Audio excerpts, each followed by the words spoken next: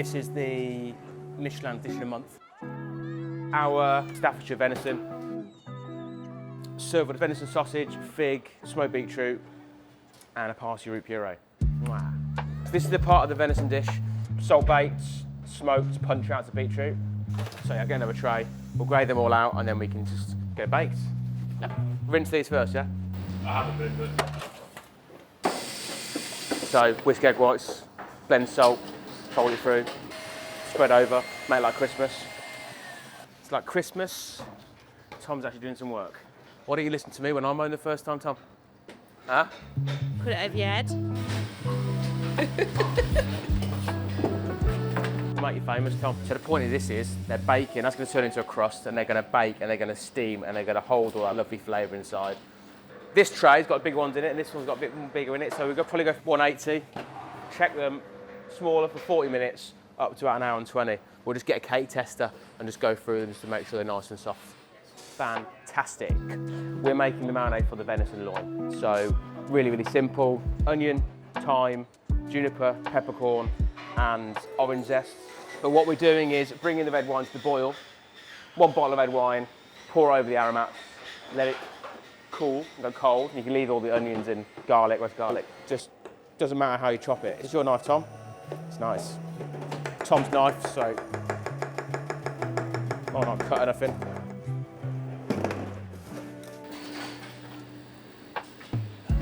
Pour over.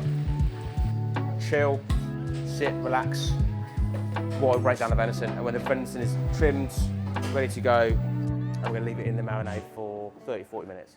Off. This is the loin. I got loads of grief on TikTok before about the beef being like, left so much sinew on it. I've just taken the loin off our venison. Check out the video if you want to just see that. If you want to see it, check out the video. Oh, that's cool now. Venison, red wine, venison. Get to know each other. Get amongst it. And then we're gonna leave that in there 40 minutes. Chervil root. This is a puree on a plate. Creamy kind of note. The base of a chervil plant. Chervil tops, chervil bottoms. Tom's peeled a few, he's just left the old ones, so we'll for the old ones as well. It's quite a tedious job because they're quite small. With game, you kind of have bread sauce. Again, that kind of pairing of creamy nuss to go with game. So we're going to do that kind of element, texture and feel through puree. We'll sweat them down heavily, and then we will blend it to a puree. It'll be white, fresh puree. I like peeling, yeah, not things like this. Cucumbers I can peel. I reckon I can peel a cucumber faster than anybody. Cucumber peeling competition! Mike's too busy. Pick your weapon. Where's Tom? We'll do it for him. Where's Tom? Come here. Which one do you want? This one. All right, Tom, come here. We've all done this before. Got the right side. You're no warming up. Peelers ready. Steady. Go! Oh, no.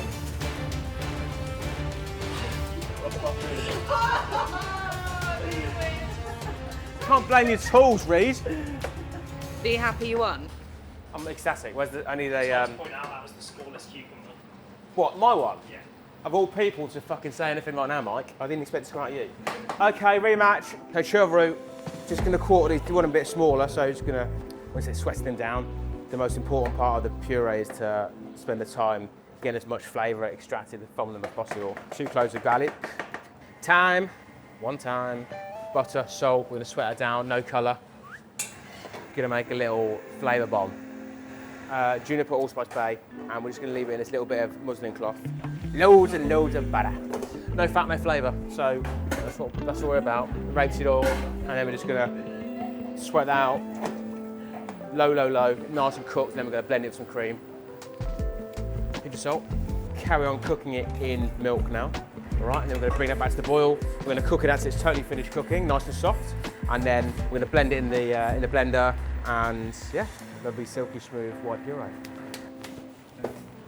Next up, we're making the crustard batter. So flour, salt, sugar. Is add some wild garlic powder. Homemade wild garlic powder? Homemade wild garlic powder. This holds an element of the dish of the offal as a starter for the main course. Damp ingredients. Damp? Yeah.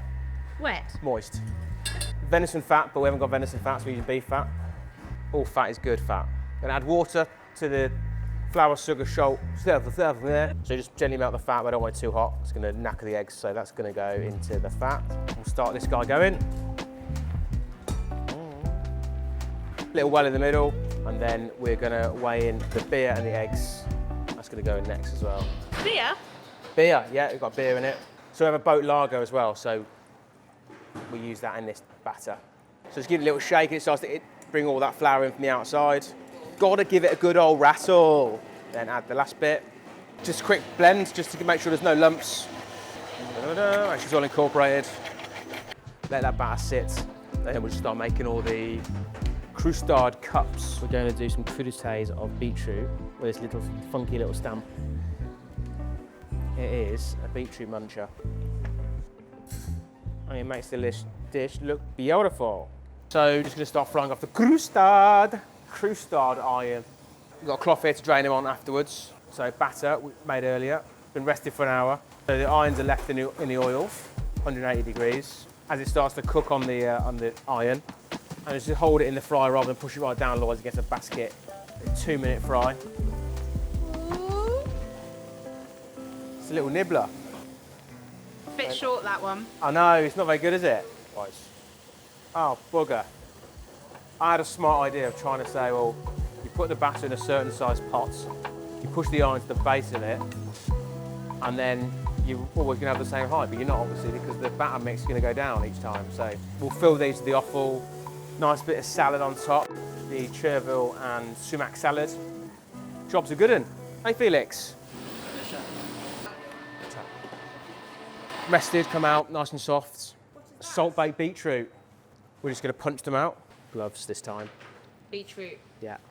So what is punch out? This is punch out. We'll punch these out. Then they go and get smoked. Hose the smoking section. And then the trim, we'll blend that into a puree for the plate as well. Ah! And then repeat. Have play whack-a-mole. Fucking hell. The smoking area. This is the Michelin dish of the month, Staffordshire Venison Smoked Beetroot. So first on the plate, Chervil Root Puree. And it's a beetroot gel, so a nice sharp beetroot gel. Trim of the beetroot and beetroot juice blended down, stabilised. Bit of beetroot powder for aesthetics, obviously. The crudités that go on the plate. Next, wild pennywort. So everything we use from the garden or a bit more robust, especially this time of year. So we've got a glazed sausage, so a merguez style sausage with all the trim, glazed fresh fig with a kombu honey glaze, smoked beetroot, puffed rice, venison loin, the croustade side serve, like a beetroot hoisin sauce. Then on top of that, we've got all the offal cooked down like a bolognese style. And on top of that, chervil salad with pickled onions and sumac. And then to finish with our venison sauce. And that's it. Staffordshire venison, smoked beetroot, Chervil Root Puree, and a little offal croustade. Yummy.